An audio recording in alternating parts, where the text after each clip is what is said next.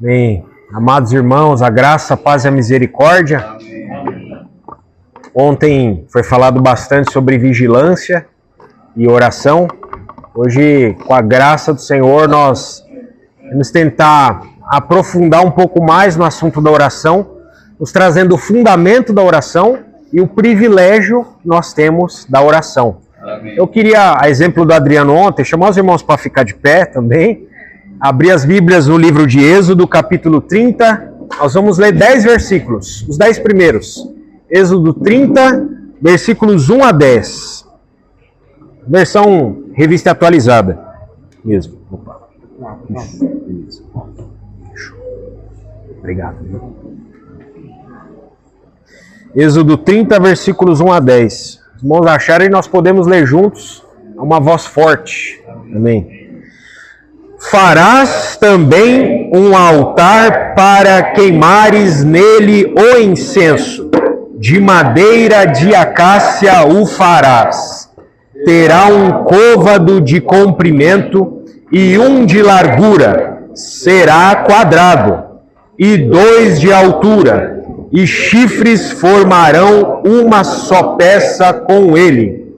De ouro puro o cobrirás. A parte superior, as partes ao redor e os chifres, e lhe farás uma bordadura de ouro ao redor. Também lhe farás 2 argolas de ouro debaixo da bordadura, de ambos os lados as farás. Nelas se meterão os varais para se levar o altar. De madeira de acácia farás os varais e os cobrirás de ouro. Porás o altar defronte do véu, que está diante da arca do testemunho, diante do propiciatório, que está sobre o testemunho, onde me avistarei contigo. Arão queimará sobre ele o incenso aromático. Cada manhã, quando preparar as lâmpadas, o queimará. Quando ao crepúsculo da tarde acender as lâmpadas, o queimará. Será incenso contínuo perante o Senhor pelas vossas gerações. Não oferecereis sobre ele incenso estranho, nem holocausto, nem oferta de manjares, nem tampouco derramareis libações sobre ele. Uma vez ao ano, Arão fará expiação sobre os chifres do altar com o sangue da oferta pelo pecado. Uma vez ao ano, fará expiação sobre ele, pelas vossas gerações. Santíssimo é ao Senhor. Senhor, muito obrigado, Senhor. Nós te agradecemos, o nosso coração é inteiramente de gratidão pelo privilégio de podermos orar, de podermos nos achegar diretamente ao Santo dos Santos, sem burocracia, Senhor, sem um véu posto sobre nós e o Senhor. Nós podemos entrar com ousadia direto ao Santo dos Santos para orar, para apresentar perante o Senhor as nossas petições, para interceder, para batalhar espiritualmente, e o Senhor se agrada com isso. Santíssimo é o Senhor, santíssimo é o Senhor, amém. Santíssimo é a um Deus que é santo, as nossas orações. Amém. Obrigado, Senhor, por nos trazeres pessoas anteriormente, outrora pecadores, escravos do reino das trevas, pessoas inúteis para Ti, pessoas que não tinham serventia alguma para o Teu reino, para os Teus interesses. O Senhor nos tornou úteis. E através das nossas orações, nós conseguimos colaborar com o Teu propósito. Amém. Através das nossas orações, nós conseguimos oferecer um aroma agradável ao Senhor. Amém. Que o Senhor aspira, que o Senhor se agrada, que o Senhor deleita, que o Senhor sorri. Amém. Senhor, muito obrigado, Senhor, por esse privilégio. Amém. Por o Senhor nos tirar de um lugar de inutilidade e nos transformar vasos úteis em Tuas mãos. Amém. Como somos gratos a Ti, como te amamos, Senhor. Tu és o nosso tudo, o nosso universo é o Senhor. Amém. Queremos ser gratos enquanto vivemos ao Senhor. E orarmos, estarmos na Tua presença, em intimidade, Senhor, contigo. Viver para Ti na Tua presença, Senhor. Porque esse é o nosso ambiente. É essa a nossa casa. Amém. É aí que nós nos sentimos à vontade, Senhor. Diante do Senhor. Amém. Obrigado, Senhor. Amém. Louvado seja o Senhor. Amém. Irmãos, com a graça do Senhor, como eu falei, a ideia é falar sobre o privilégio e os fundamentos da oração, utilizando para isso, de maneira panorâmica, claro, não dá para falar tudo, do altar de incenso, que nós acabamos de ler. O altar de incenso, ele, no Antigo Testamento, os irmãos sabem, existe um tabernáculo, e o altar de incenso era apenas um dos itens dentro do tabernáculo. No tabernáculo havia pelo menos 7 itens principais. Esses itens também podem ser chamados de mobílias, né, ou de mobiliários. E tudo ali dentro do tabernáculo é significativo. Tudo dentro do tabernáculo tem importância e nos fala de Cristo, nos fala da obra de Cristo, mas também nós vemos dentro do tabernáculo, através do serviço dos sacerdotes, o nosso serviço, o serviço cristão, a utilidade que nós temos para Deus hoje. As nossas vidas sendo úteis ao Senhor, nós conseguimos ver na figura daqueles sacerdotes ali dentro do tabernáculo. E a nossa ênfase aqui nessa manhã vai ser direcionada justamente para isso, para falar do serviço cristão, que é um serviço espiritual. Amém.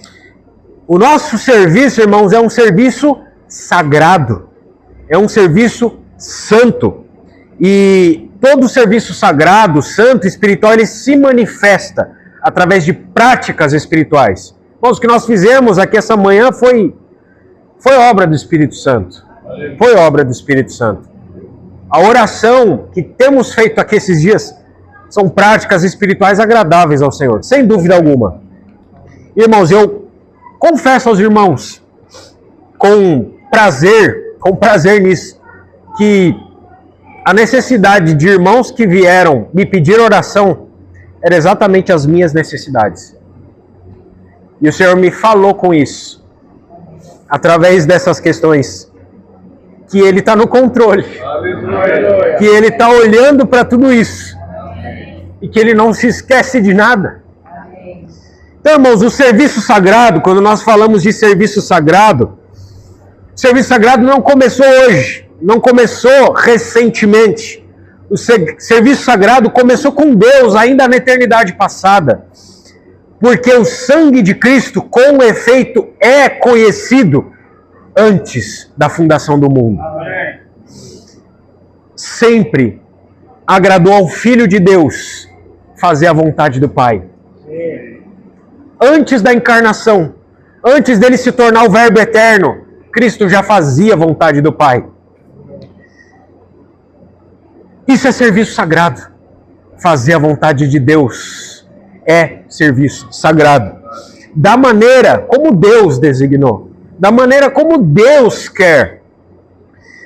E, irmãos, para os primeiros homens, quando nós entramos naquilo que nós conhecemos como tempo, para os primeiros homens, Deus mesmo deu o exemplo. Deus mesmo indicou a maneira como Ele queria que os homens exercessem esse serviço sagrado. Como é que Deus queria que fosse exercido esse serviço sagrado? Com fé naquilo que Ele fez. Como exercer o serviço sagrado? Com fé naquilo que Ele fez. Isso responde muitas coisas nossas.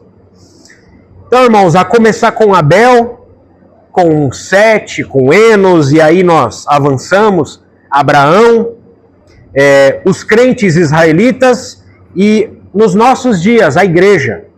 A igreja. Mas, irmãos, após Deus ensinar os homens como Ele queria que esse serviço sagrado fosse executado, Satanás também apresentou aos homens um tipo de serviço que imitava o serviço sagrado. Como é que era esse tipo de serviço? Um serviço com práticas que não necessitavam de fé naquilo que Deus fez. Então, ao começar com Caim mesmo, a oferta de Caim teve fé naquilo que Deus executou? Não teve. Deus rejeitou Caim e a sua oferta.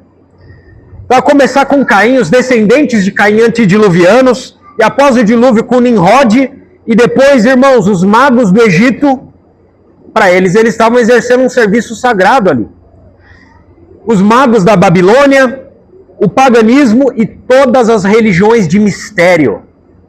Todas são fruto desse serviço sagrado, com aspas, né? Que Satanás imitou aos homens. E um serviço de imitação que Satanás mostrou para os homens. Ensinou para os homens.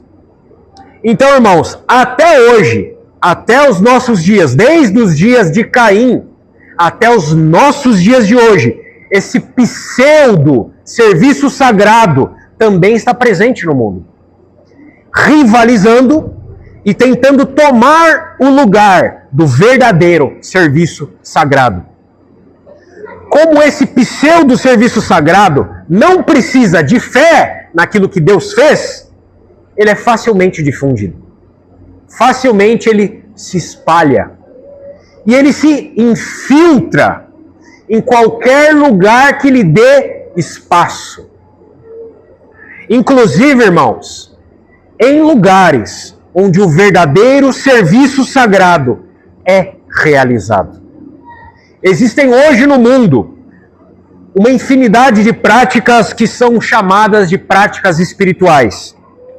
E trazendo para nós, crentes da igreja, embora as práticas espirituais que nós realizamos nos deem satisfação, nos trazem alegria, nós sempre precisamos nos atentar, ficar atentos, vigiar se essas práticas espirituais que nós estamos fazendo, em primeiro lugar, visam a satisfação de Deus. É claro que nós vamos ter prazer em cantar como nós cantamos hoje. Nós vamos nos alegrar ao orar. Nós vamos nos satisfazer na presença do Senhor. Mas sempre nós devemos nos atentar se, em primeiro lugar, essas práticas estão satisfazendo ao Senhor. Então, irmãos, muitos hoje no meio cristão em geral, em todos os contextos, estão fazendo práticas. Muitas vezes sem se atentar para a natureza dessas práticas, sem se atentar para a origem dessas práticas, sem se atentar para o caráter destas práticas. E algumas dessas práticas que são feitas no meio cristão são carnais. São carnais. E mesmo até em práticas espirituais, se vê em muito, da maioria dos casos, que não há essa preocupação se essas práticas estão agradando ao Senhor. E se são da maneira como Deus determinou. Muitas vezes não há essa preocupação. Vamos fazer, acabou, Deus quer que a gente faz, vamos fazer, vamos empurrar e fazer. Então, irmãos, em última instância, é como se essas práticas tivessem um fim em nós mesmos. O objetivo dessas práticas fosse nos satisfazer. Como se nós fôssemos clientes de um restaurante. Como se elas fossem para nós, para nossa alegria. Irmãos, o tabernáculo no deserto, ele foi algo que Deus mesmo revelou para Moisés. Deus levou Moisés para subir o monte, chamou ele, fica aqui 40 dias. Nesses 40 dias, Deus revelou para Moisés o tabernáculo. Faça assim, assim e assim. Deus trouxe muitos detalhes. Quando a gente olha esses textos de Êxodo, por vezes até fica difícil a leitura bíblica, né? Porque são muitos detalhes. Muitos detalhes. E por que Deus trouxe tantos detalhes? Porque Deus é um Deus detalhista.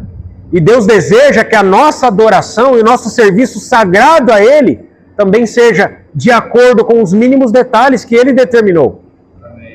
Para que o nosso serviço não seja confundido, para que nós não venhamos a ser enredados a fazer um serviço que não é o serviço que o Senhor quer.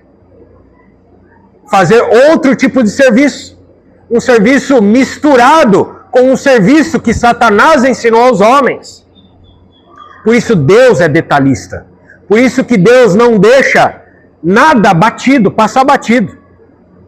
Então, nós temos certeza através das Sagradas Escrituras o que Deus quer que nós façamos em nosso serviço sagrado. Então, esse tabernáculo que Deus revelou para Moisés foi feito com um modelo. Deus chamou Moisés e deu uma visão para Moisés ver o tabernáculo celestial.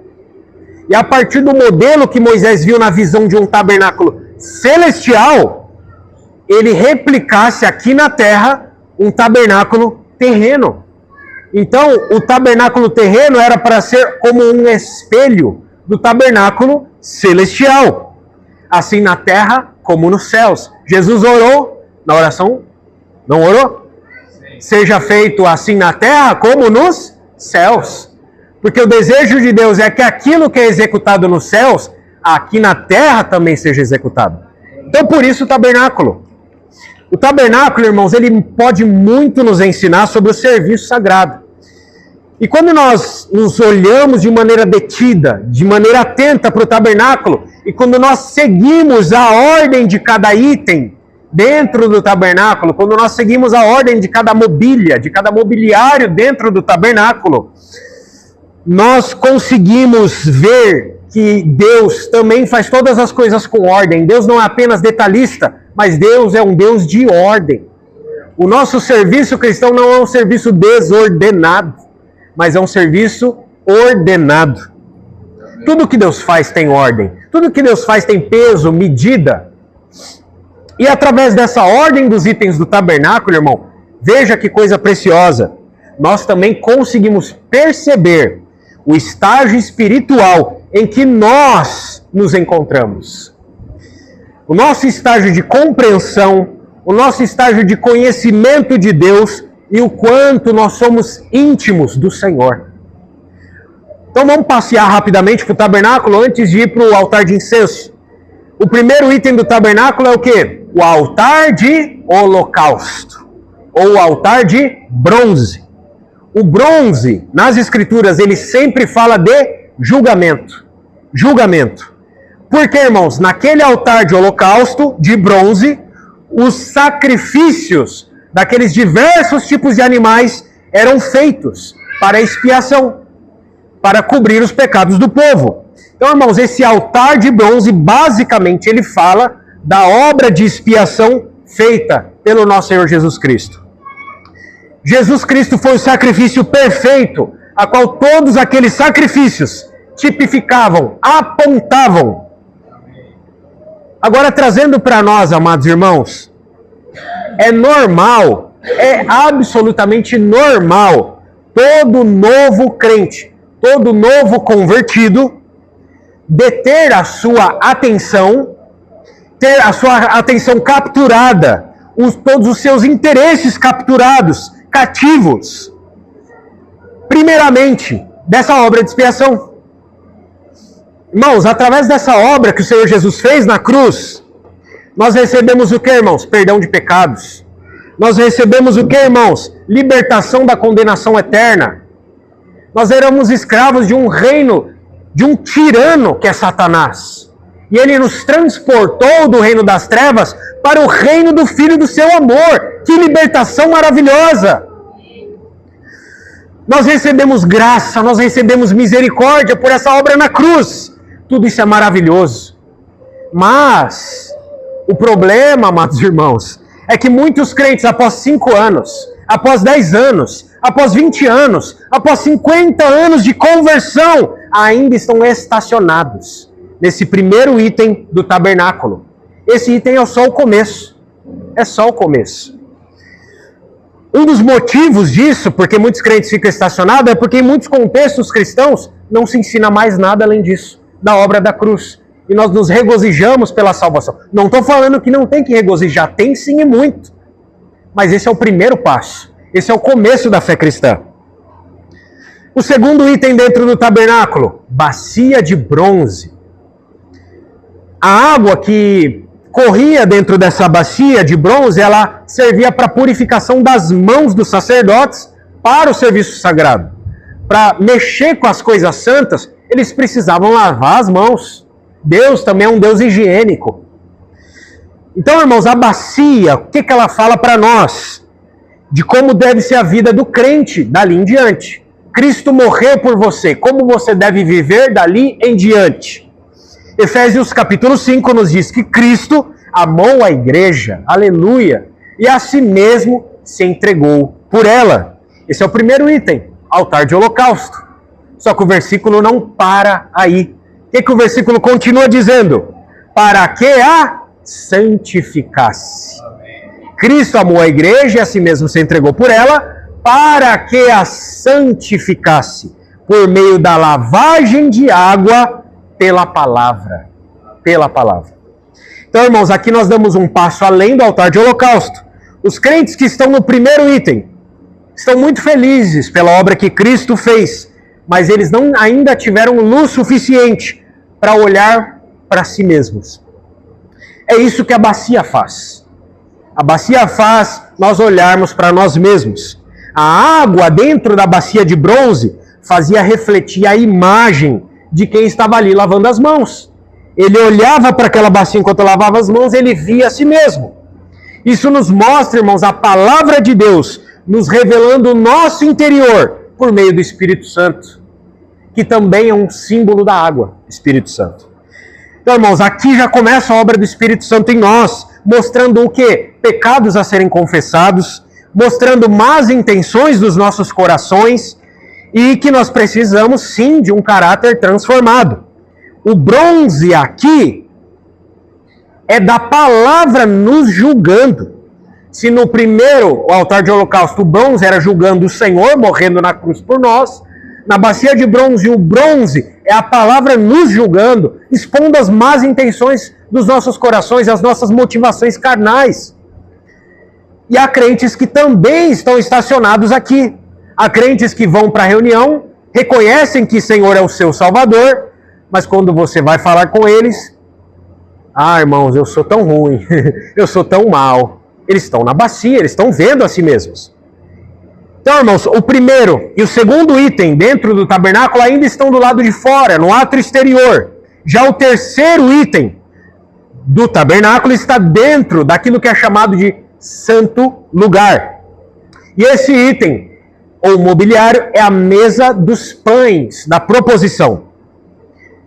A mesa dos pães, ela era de madeira de acácia e revestida de ouro.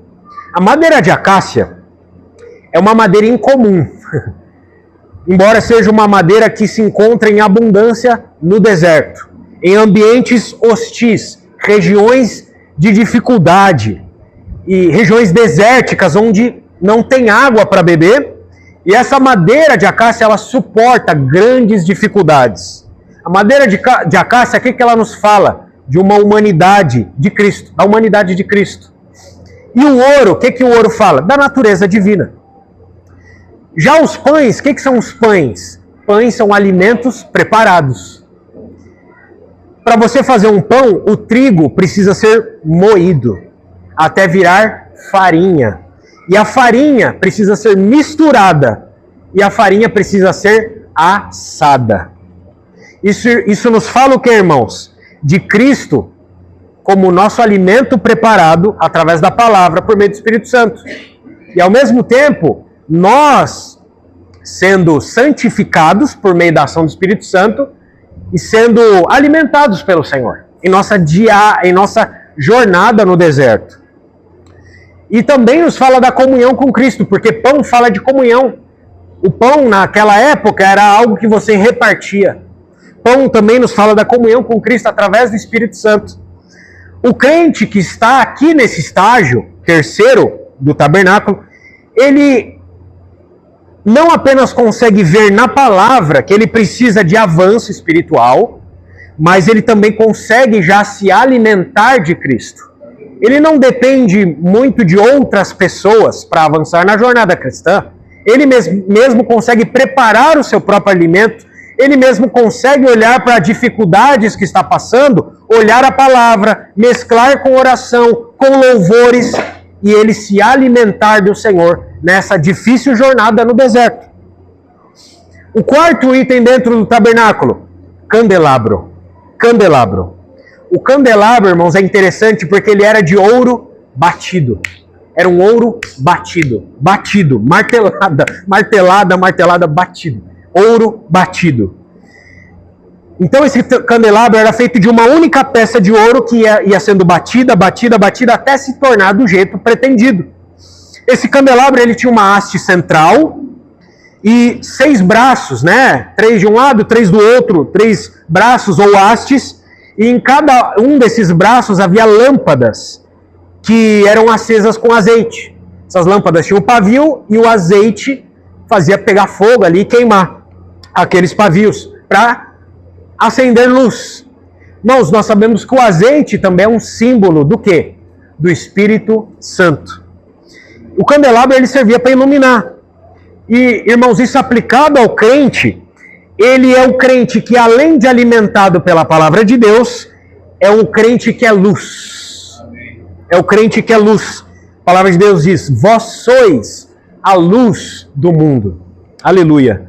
Mas o fato de o candelabro ter várias hastes ou braços que estão unidos em uma só peça, nos mostra que esse crente, ele não dá luz apenas sozinho, mas que ele está unido a um corpo, que ele dá luz, irradia luz coletivamente. É o crente que, movido no poder do Espírito Santo, junto com os irmãos, é luz. Você pode ser luz no seu trabalho, você pode ser luz em qualquer lugar que você vá. Mas, irmãos, quando os irmãos se unem na reunião, que luz! Que luz! Amém. Então eu vou pular para o 6º e para o 7º item do tabernáculo, tá? Depois a gente volta para o 5º, que é o altar de incenso. E o 6º e o 7º item dentro do tabernáculo já não estão no santo lugar, mas sim estão dentro do Santo dos Santos. O 6º item é a Arca da Aliança. A Arca da Aliança ela foi feita de madeira de acácia e também era revestida de ouro. A arca ela é uma urna, basicamente é uma urna. E assim como a Arca de Noé servia para preservar, guardar aquilo que estava dentro, ou seja, Noé, a família dele, os animais, da destruição, a Arca da Aliança é uma urna que serviu para guardar e preservar 3 itens.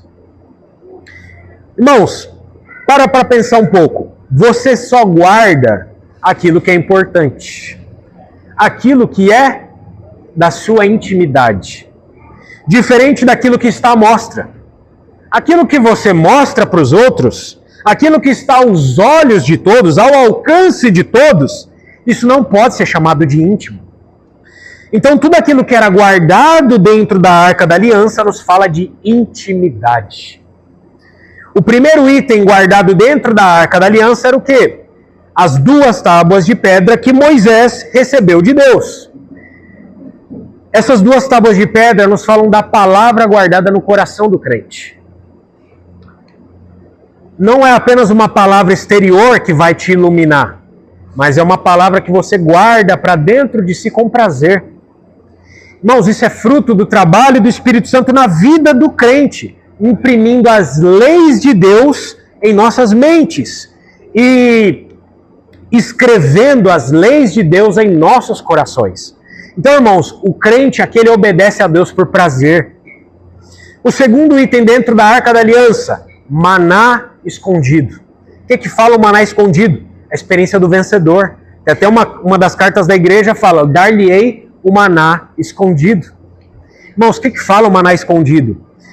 Uma experiência de alguém que, mesmo vivendo no deserto, recebeu uma porção especial de Deus. uma porção celestial, que tem sabor celestial, uma porção oculta e doce da parte de Deus, uma porção íntima de Deus, que só você e Deus conhece. Ninguém mais conhece. Só você e Deus. O terceiro item dentro da Arca da Aliança é a vara de Arão que floresceu. Irmãos, essa vara fala da aprovação de Deus. Irmãos, já pensou? Você chegar nesse estágio, você tem a aprovação de Deus. Significa também frutificação sobrenatural.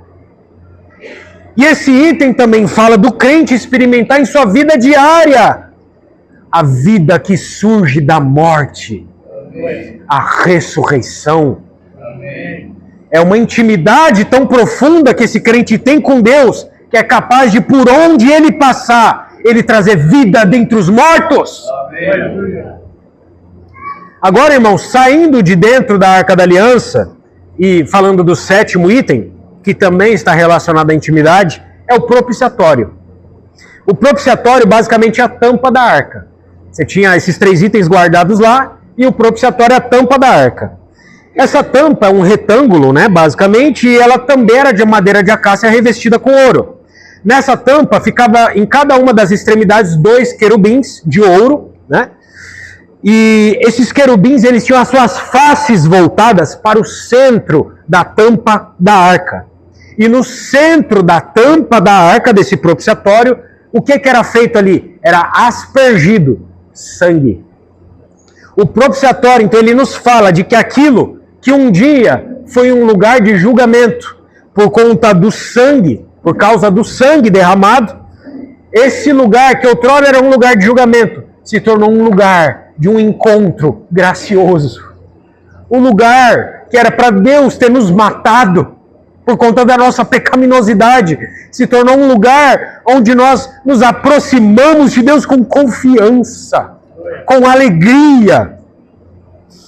Irmãos, esse item nos fala de um acesso próximo a Deus, de proximidade a Deus, proximidade, conversas amigáveis com Deus, sem medo, porque há intimidade entre os dois, um conhece o outro. Agora, voltando para o santo lugar, e o item que nós nos propomos a falar aqui, é o 5º item do tabernáculo, que é o altar de incenso que nós lemos os versículos. Conforme nós já lemos, irmãos, esse altar também era de madeira de acácia, coberto de ouro puro. Ele era basicamente, esse altar, um quadrado com chifres em cada uma das pontas. E conforme o texto do versículo 6 que nós lemos, não vou entrar em detalhes, mas apenas citando, né? O texto do versículo 6, esse altar de incenso, ele era colocado, nós percebemos os detalhes, a localização desse altar. Esse altar de incenso era colocado na frente do véu que separa o santo lugar do Santo dos Santos, de frente para a Arca da Aliança. É quase como se a Arca da Aliança e o altar de incenso se tocassem, se conectassem. É quase como se a Arca da Aliança e o altar de incenso estivessem juntos como uma única peça, uma única só mobília. Conforme o texto do versículo 7 e o versículo 8 que nós vemos, o serviço sagrado ali naquele altar de incenso, ele era feito quando? Cada manhã e também ao crepúsculo da tarde. Irmãos, o que isso nos dá uma ideia? Serviço feito de manhã e ao crepúsculo da tarde. Nos dá uma ideia de algo contínuo, algo que não para, algo constante, algo que cobre todo o período útil do nosso dia. E o versículo 8 diz: será incenso contínuo perante o Senhor, e não apenas em uma geração, mas pelas vossas gerações. Irmãos, aumentando ainda a ideia de importância desse incenso estar queimando ano após ano, geração após geração. E o versículo 9 nos traz algumas instruções sobre o que deve e também sobre o que não se deve ser oferecido nesse altar de incenso. O versículo 10 nos fala de um dia específico do ano, onde algo era feito de maneira diferente do serviço rotineiro naquele lugar do altar de incenso. Existia um dia específico do ano em Israel, que era chamado de dia da expiação. Então, os israelitas, irmãos, para pensar nisso. Você pecava,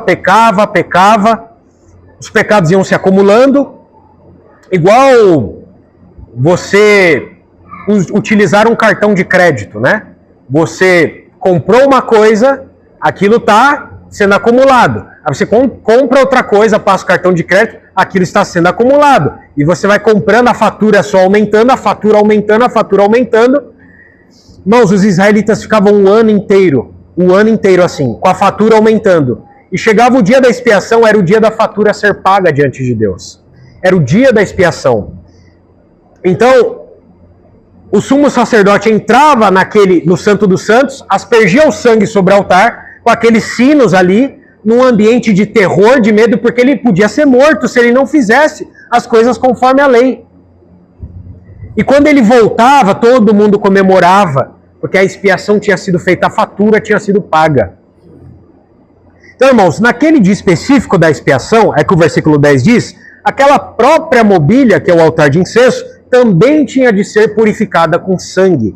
E por fim, o versículo 10 também nos diz o quanto essa mobília, o altar de incenso, era importante para o Senhor.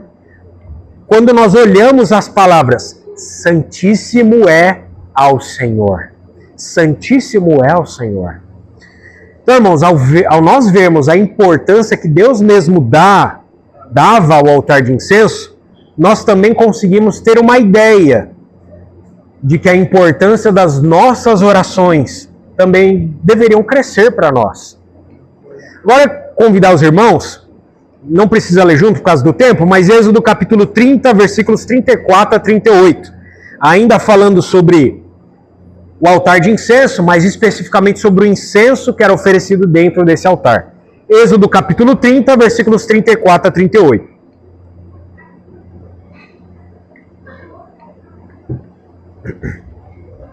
Disse mais o Senhor a Moisés: toma substâncias odoríferas, estoraque, ônica e gálbano, estes aromatas com incenso puro, cada um de igual peso, e disto farás incenso, perfume segundo a arte do perfumista, temperado com sal, puro e santo.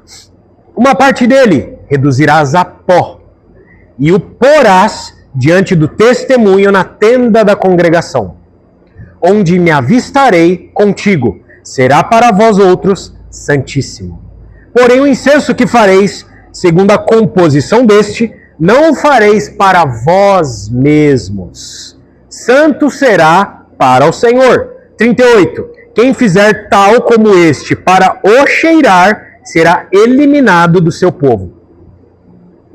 Então, irmãos, esse texto aqui fala de 3 substâncias odoríferas, transmite odor, cheiro, que seriam somadas ao incenso puro, totalizando 4 materiais. Então, esses 4 materiais eram a composição do incenso utilizado no altar de incenso, que nós lemos. O primeiro dessas substâncias é o estoraque. O estoraque. Mas o estoraque, o que ele é? Ele é uma resina que goteja espontaneamente da árvore de estoraque. Tem uma árvore chamada estoraque, e essa resina, ela goteja de maneira espontânea dessa árvore. Ninguém precisa furar essa árvore, para que goteje. Ela goteja de maneira espontânea.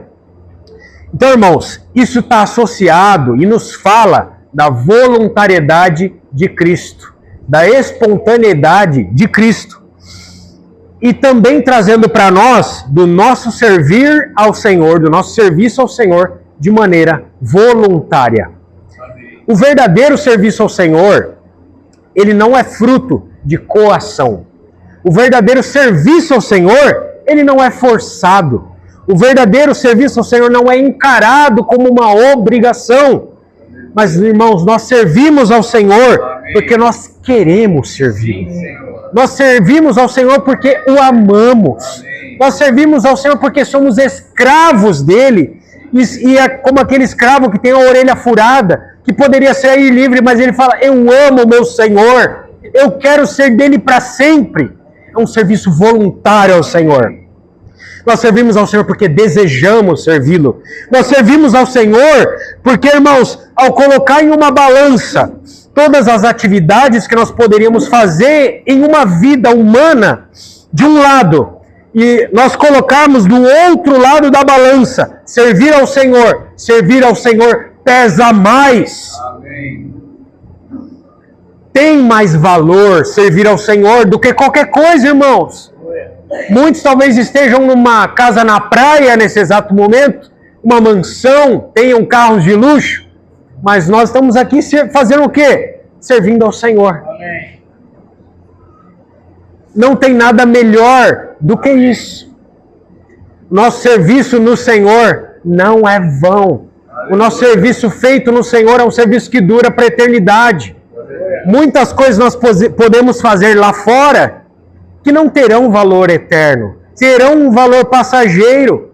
Coisas que nós fazemos e vão passar. Mas o que nós estamos fazendo aqui, irmãos, nesses dias, são coisas que vão pesar para a eternidade. São coisas que vão definir o nosso destino eterno, que vão decidir se nós seremos vencedores ou não. Louvado seja o Senhor. Amém. Por isso que nós nos entregamos ao Senhor para servi-lo voluntariamente. Amém. O segundo material desse incenso é a ônica. Irmãos, a ônica, repare isso que interessante. A ônica, ela é derivada de uma concha marinha, que quando essa concha é queimada, apenas quando essa concha é queimada, ela libera um perfume forte. Irmãos, isso representa para nós a profundidade da humilhação de Cristo. E aplicado para nós, todas as humilhações que nós sofremos por causa do Senhor. Todas elas. Nosso Senhor Jesus, após morrer, ele desceu até as profundezas da terra. Mas depois ele subiu até o mais alto dos céus.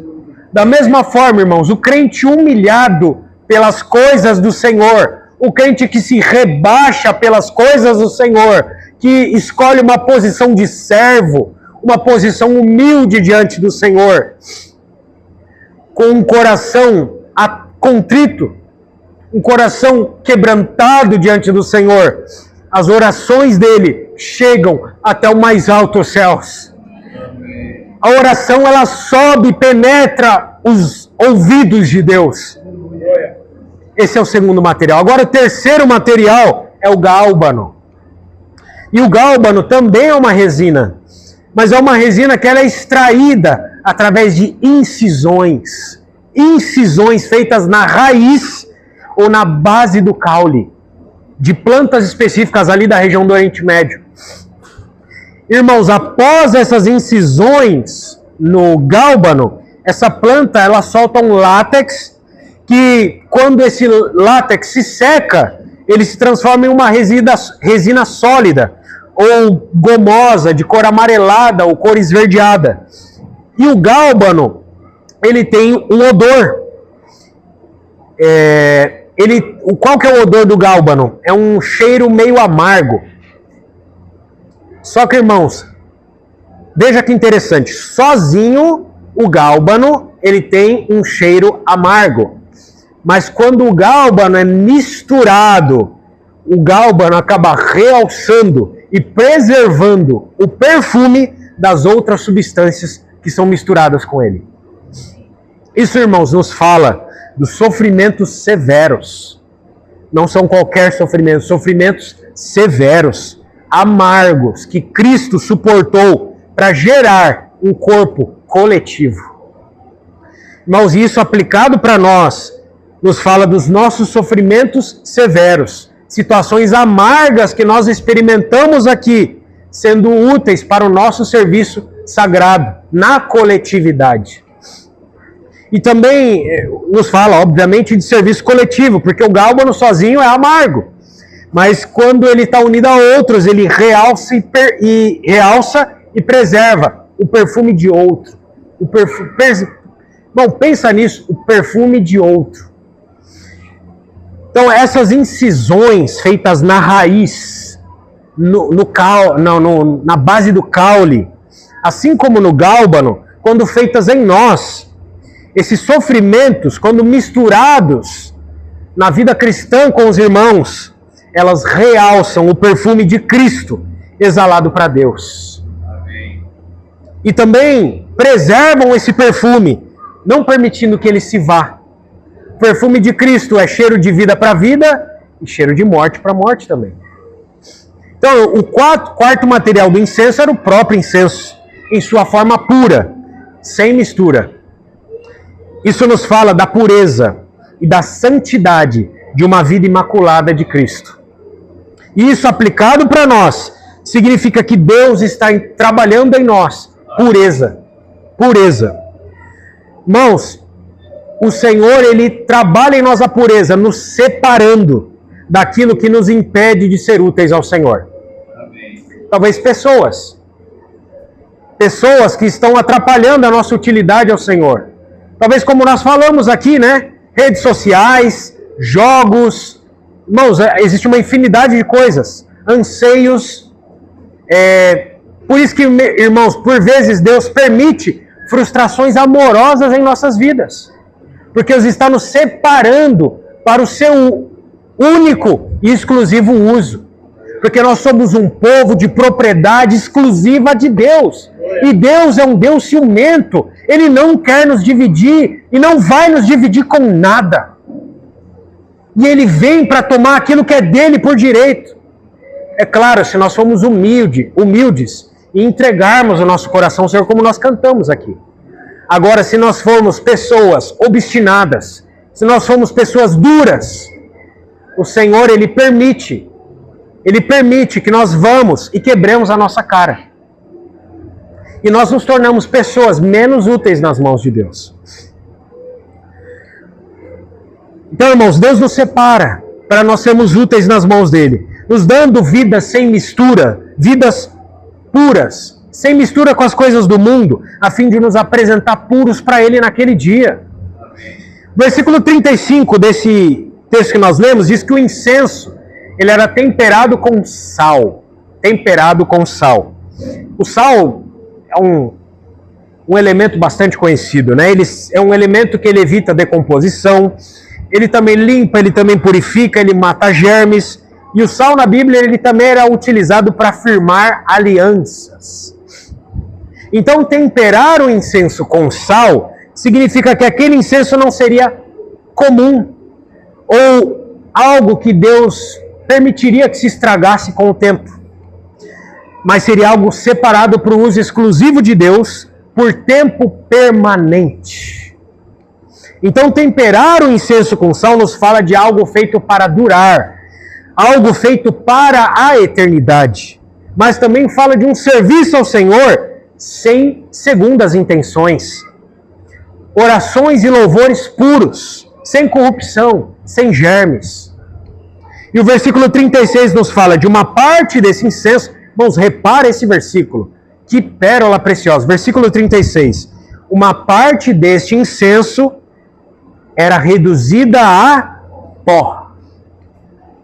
E essa parte do incenso que era reduzida a pó, era justamente essa parte reduzida a pó que era colocada diante do testemunho, ou seja, diante da arca da aliança. Ou seja, irmãos, no exato lugar onde Deus disse que se encontraria com o sacerdote.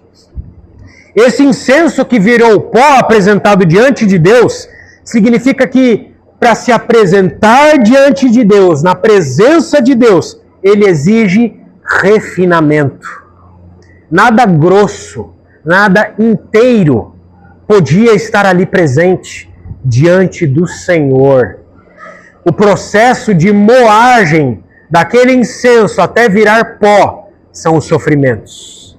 São os nossos sofrimentos. Irmãos, Cristo não foi moído apenas na cruz, mas em todos os momentos da sua vida. E para nós, isso de maneira prática, significa que Deus está também nos moendo. Deus está nos moendo, e não apenas em grandes eventos da nossa vida. Mas, irmãos, cada detalhe minucioso e imperceptível das nossas vidas estão submetidos ao fogo. E o desejo de Deus é que vire pó, para exalar um perfume perfeito que agrade ao Senhor. Se não for pó, não será apresentado diante de Deus. Por isso nós somos moídos. Os versículos 37 e 38 nos falam de zelar pela santidade de Deus. O serviço, irmãos, é para o Senhor e não para nós. Não é para o nosso uso, não é para o nosso ganho, não é para a nossa riqueza pessoal. Qualquer homem que tente usar aquilo que pertence exclusivamente a Deus para satisfazer seus próprios sentimentos, peca. E a palavra diz que esse homem tem de ser excluído do meio do seu povo. A palavra de Deus fala que existe também disciplina. Então, irmãos, nós temos ainda, continuando aqui, eu vou passar de maneira panorâmica pelos demais textos. Temos 2 textos falando do altar de incenso no livro do Êxodo, capítulo 40. Está naquela listinha que foi enviada para os irmãos. Basicamente, esses textos de Êxodo 40, eles falam, dando ênfase mais uma vez à localização do altar de incenso, próximo ao véu, ao lado da Arca da Aliança. Depois nós temos um outro texto, Levítico capítulo 16. O que fala o texto de Levítico capítulo 16? Uma descrição do serviço do sumo sacerdote, referente ao altar de incenso, no dia da expiação que nós falamos. Naquele dia específico do ano, o sumo sacerdote pegava o incensário do altar de incenso, cheio de brasas do altar, e o incenso que teria de ser colocado tinha que ser aquele incenso moído, aquele incenso que virou pó.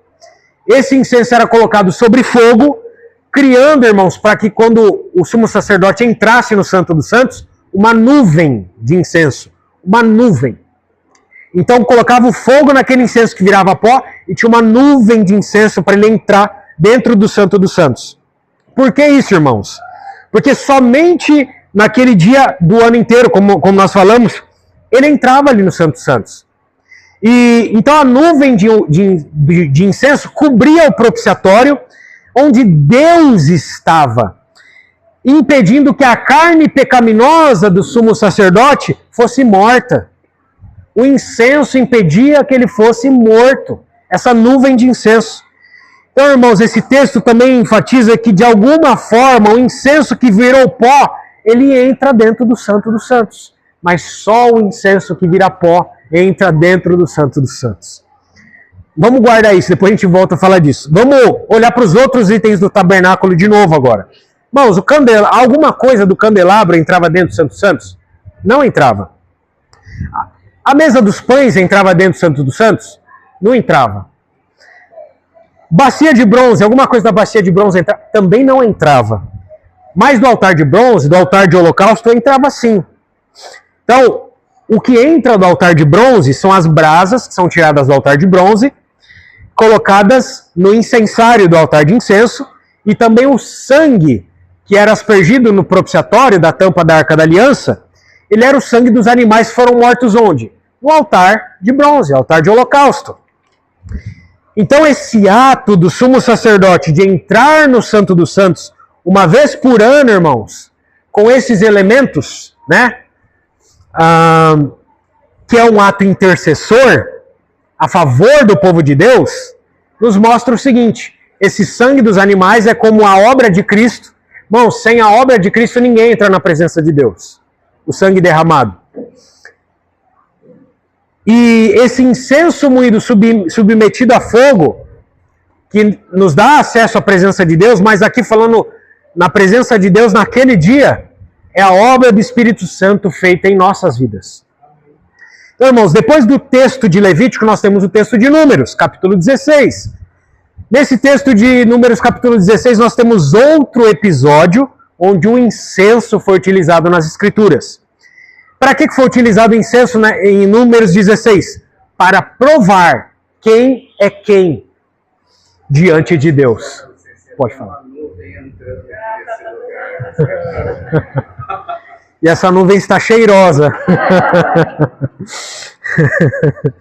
Então, esse episódio de Números 16 nos mostra quem foi escolhido por Deus e quem não foi escolhido por Deus. Veja, irmãos, que Deus utilizou o incenso para isso. Então esse episódio é a rebelião de Corá e seu grupo. O grupo rebelde de Corá ofereceu incenso. E o resultado deles oferecerem incenso foi o juízo de Deus vindo sobre eles, na forma de um fogo que desceu do céu e consumiu 250 pessoas de uma vez. Por outro lado, nesse mesmo episódio, o sumo sacerdote Arão também ofereceu incenso e o resultado foi que a praga cessou, porque depois dessa morte houve uma carnificina ali, uma praga começou no meio do povo. E Arão ofereceu incenso e a praga cessou. Então, irmãos, esse assunto de oferecer incenso a Deus é um assunto muito sério. Que quem oferece incenso com as mesmas intenções do grupo de Corá, colhe juízo sobre si. Mas quem oferece incenso com as mesmas intenções humildes de Arão, traz bênção para o povo. A intenção de Arão era espiar o povo. O texto diz que Arão se colocou de pé entre os mortos e os vivos. Arão, ele não estava advogando uma causa própria dele. Arão não estava defendendo uma causa pessoal dele. Arão não estava preocupado com a sua própria imagem, diferente daquele grupo rebelde que estava preocupado com a imagem deles. Arão fez uma intercessão, irmãos. E quem intercede não está preocupado com as suas causas, está preocupado com a causa de outro, não com a sua própria causa. Então, irmãos, avançando nas escrituras, nós temos ainda o altar de incenso, e o incenso utilizado nos textos de 1 Reis e nos livros de 2 Crônicas. O altar de incenso em 1 Reis, ele está presente no templo de Salomão. Então, irmãos, há um detalhe no texto de 1 Reis que chama a atenção. O altar de incenso, como nós vimos, era de madeira de acácia revestido de ouro. A madeira de acácia é uma madeira abundante no deserto, que resiste deterioração, etc. Mas no templo de Salomão, o altar de incenso não foi feito de madeira de acácia, e sim de cedro. Cedro do Líbano, mas também revestido de ouro. O que significa o cedro? Cedro significa majestade, cedro significa força, cedro significa glória, cedro significa soberania. É uma madeira nobre, uma madeira associada à realeza. E isso, irmãos, nos fala do reino. Porque o tabernáculo no deserto foi feito para ser algo itinerante. Um móvel que está no deserto, não é um móvel que, assim como quem está no deserto, é alguém que está de passagem. O deserto não é um destino final, mas é um local de passagem rumo a um destino definitivo. E o templo, ao contrário do tabernáculo, foi feito justamente para ser um lugar definitivo, permanente e glorioso. Avançando para o texto de 2 Crônicas, ali nós temos um rei que queria oferecer incenso. O rei Uzias. Até foi falado no acampamento, né? Esse rei ele foi resistido pelos sacerdotes que lhe informaram que, rei, essa não é tua função. Oferecer incenso não compete ao rei, mas aos sacerdotes. E dentro desse episódio, o rei ele se indignou com os sacerdotes. Não, eu vou oferecer incenso sim. Eu vou fazer o que eu quero porque eu sou rei. E aí, irmãos, o que aconteceu com esse rei? Ficou leproso.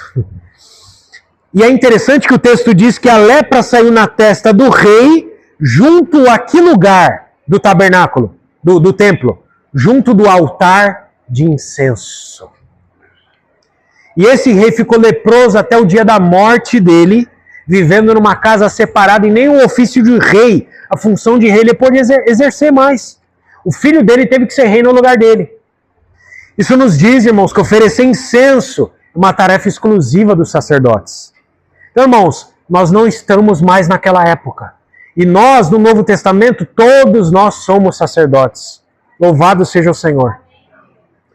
Agora avançando para o livro de Ezequiel, do profeta Ezequiel, capítulo 41 desse livro, há uma descrição do templo no período do milênio, período futuro, que ainda virá.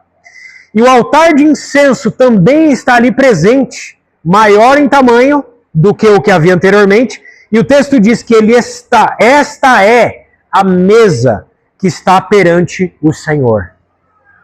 mostrando que ainda no período futuro, esse serviço das orações continuará a ser prestado diante de Deus com maior tamanho e também com maior intensidade. Amém. Agora, no Novo Testamento, nós vamos para as últimas referências.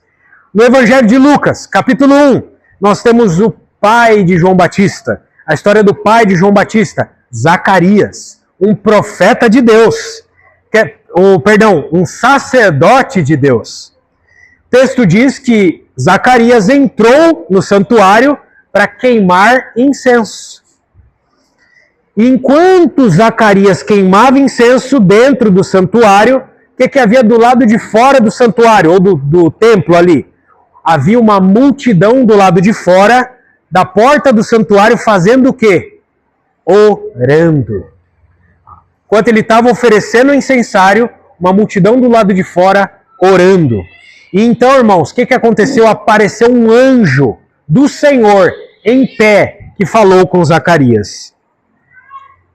Aonde apareceu esse anjo? O texto de Lucas capítulo 1 diz que esse anjo apareceu à direita do altar de incenso. Isso nos diz, irmãos, que o altar de incenso é um ponto de conexão com o mundo espiritual e com seres espirituais. O próximo texto do Novo Testamento, falando do altar de incenso, está no livro de Hebreus, capítulo 9. Esse texto ele enfatiza que o altar de incenso era também considerado, irmãos, como parte do Santo dos Santos. Parte do Santo dos Santos. Porque além da proximidade, né, como nós vimos, o incenso ele penetrava o véu. Então, há uma clara ligação do altar de incenso com o Santo dos Santos. Mais uma vez trazendo conexão com o mundo espiritual, diretamente com Deus e com a intimidade com Deus.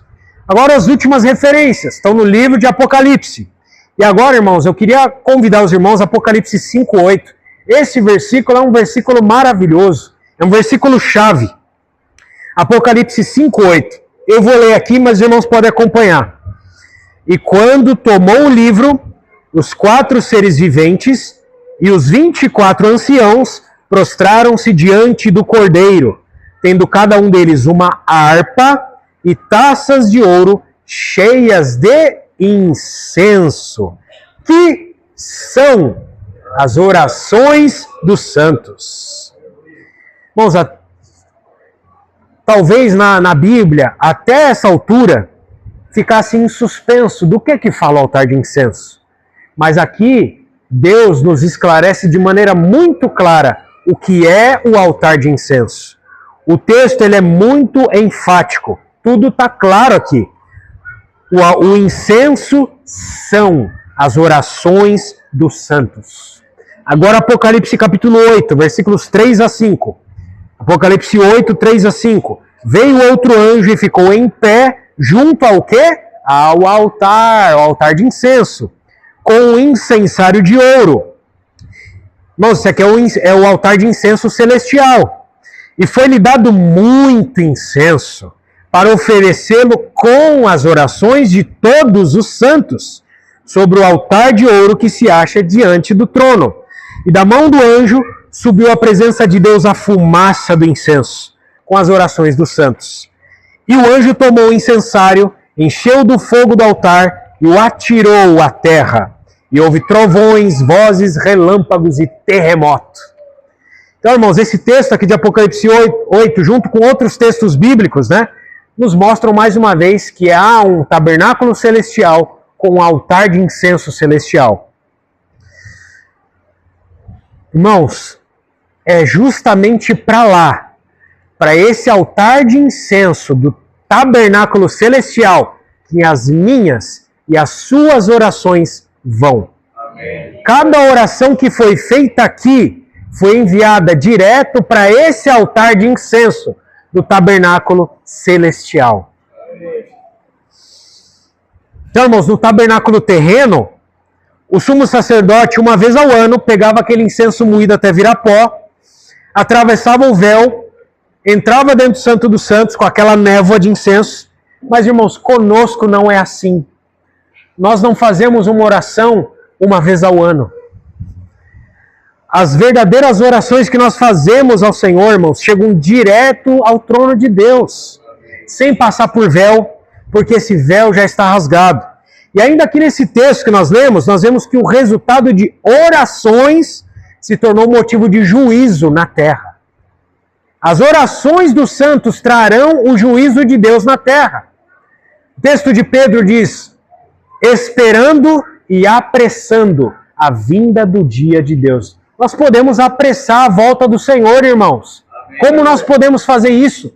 Dobrando os nossos joelhos e orando ao Senhor. Apressar a volta do Senhor. E ainda por fim, os dois últimos textos, Apocalipse 9, Apocalipse 14, também nos mostram o altar de incenso desse tabernáculo celestial, atrelado, unido, relacionado aos julgamentos divinos que virão à terra. Tudo isso nos mostra, irmãos, que o altar de incenso é um lugar celestial, santíssimo ao Senhor, um lugar de intercessão e um lugar de juízo, de conexão com o mundo espiritual, um lugar onde anjos aparecem, um lugar onde nós não podemos ser levianos, irreverentes, um lugar onde nós não podemos ser costumeiros, é um lugar que tem as suas diretrizes que não podem ser ultrapassadas sem risco de vida. Santíssimo é ao Senhor. Amém. Então, irmãos, na nova aliança, todos nós somos sacerdotes e a ordem de Deus para nós nas Escrituras é orai sem cessar. Amém. Porque as nossas orações, irmãos, afetam terra e céus. As nossas orações não afetam apenas o ambiente onde estamos, mas também afetam o mundo celestial. O texto de Efésios diz, orando em todo o tempo no Espírito. Amém. Então, irmãos, a oração para nós, ela não é um evento. A oração para nós não é uma casualidade. A oração para nós não é um ato feito após circunstâncias ruins. A oração é o ambiente de Deus. O nosso Senhor Jesus, ele está assentado à direita da majestade nas alturas, fazendo o quê? Vive para interceder por nós. E ainda, o Espírito Santo também intercede por nós com gemidos inexprimíveis. Se Cristo está intercedendo, se o Espírito Santo está intercedendo, nós também precisamos interceder uns pelos outros. Irmãos, a oração também é o nosso ambiente. A oração é a nossa casa. A oração é a nossa vida. A oração é a nossa atmosfera. Há uma atmosfera constante, assim como era dentro daquele tabernáculo terreno, assim como é no tabernáculo celestial.